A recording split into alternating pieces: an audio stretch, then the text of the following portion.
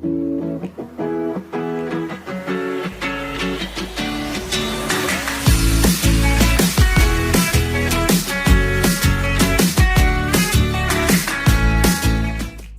da Bruno, oggi vi parlo di un altro libro del Nuovo Testamento. La terza lettera di Giovanni. Autore. La terza lettera di Giovanni non cita il proprio autore. Secondo la tradizione degli anni più antichi, insegna che fu Giovanni l'apostolo, l'autore. Vi sono stati alcuni dubbi sollevati da coloro che affermano che fu scritto da un altro apostolo chiamato Giovanni, ma tutte le prove puntano all'autore, Giovanni. Datazione.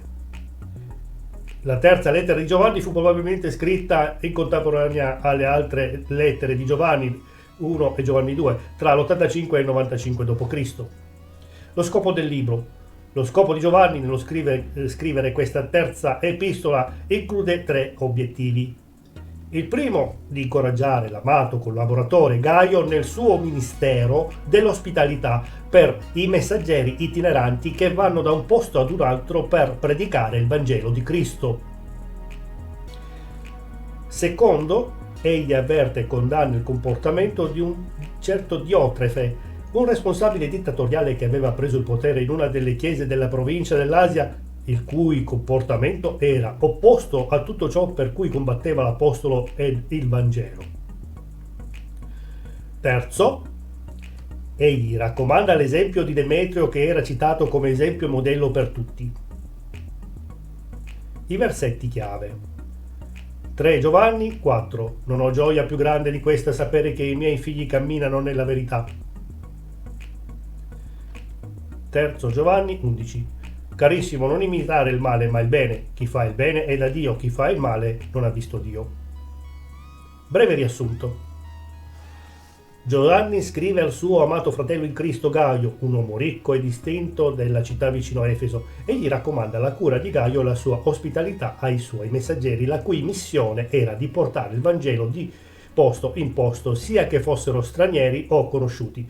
Giovanni lo esorta a continuare a fare del bene e di non imitare il male, come nell'esempio di Diotrefe. Questo uomo aveva preso il potere nella chiesa in Asia e non solo aveva rifiutato di riconoscere l'autorità di Giovanni come apostolo, ma anche rifiutava di ricevere le sue lettere e di sottomettersi alle sue indicazioni. Inoltre aveva fatto circolare delle voci maliziose secondo Giovanni, scomunicando quei membri che avevano dimostrato supporto e ospitalità ai messaggeri di Giovanni.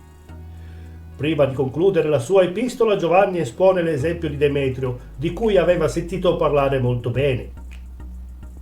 Anticipazioni. Il tema dell'ospitalità verso gli stranieri ha numerosi precedenti anche nell'Antico Testamento. In Israele, tra gli atti di ospitalità, c'era anche l'umile e gentile accoglienza di stranieri per offrire loro cibo, riparo e protezione. Genesi 18:2-8, 19:1-8, Giobbe 31, 16-23, 31-32. Inoltre l'Antico Testamento ritrae gli israeliti come un popolo straniero e sempre dipendente dall'ospitalità di Dio. Salmo 39:12.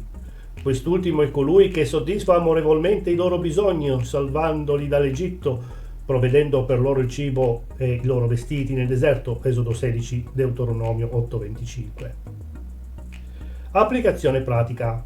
Come sempre Giovanni enfatizza l'importanza di camminare nella verità del Vangelo. L'ospitalità, il supporto e l'incoraggiamento per i nostri fratelli cristiani sono alcuni dei precetti più importanti nell'insegnamento di Cristo. Evidentemente Gaio era un incredibile esempio di questo ministero. Ugualmente noi dovremo agire allo stesso modo ogni volta possibile, accogliendo missionari, predicatori e stranieri in visita, se siamo sicuri che sono veri credenti. Non solo nelle nostre chiese, ma anche nelle nostre case, e offrire loro qualsiasi supporto o incoraggiamento di cui abbiano bisogno. Inoltre dobbiamo sempre fare attenzione a seguire solo l'esempio delle parole o azioni che rispecchiano il Vangelo e discernere quegli atteggiamenti che si allontanano dall'insegnamento di Gesù, come il cattivo esempio di Diotrefe. Bene, Grazie a tutti per avermi seguito, tante benedizioni e spero che il video vi sia piaciuto e di essere stato abbastanza chiaro. Se avete domande e o suggerimenti scrivetemi anche sulla mia pagina Facebook di Chiesa Cristiana Evangelica d'Italia. Iscrivetevi anche sul mio canale YouTube, mi trovate col mio nome Bruno Pepi, dove potrete trovare tutti i video precedenti sia nella serie del Vecchio Testamento che del Nuovo Testamento. Arrivederci a tutti da Bruno Pepi, al prossimo video.